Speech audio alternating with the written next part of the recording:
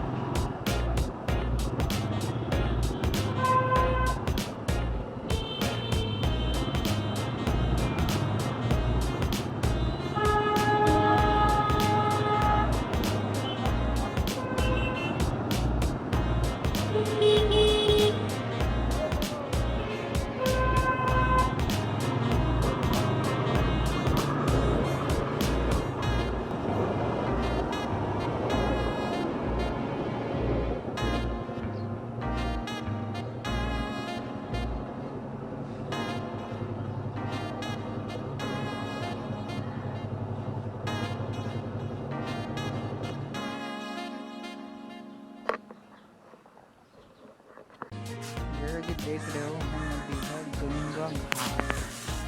क्या नज़ारा है। धूप बहुत है लेकिन आज का बाहर निकलने का मन हुआ तो आ गए। ये है हुगली नदी जो कि बहुत ही साफ हो गया है पहले से। पहले इससे भी कचरा था।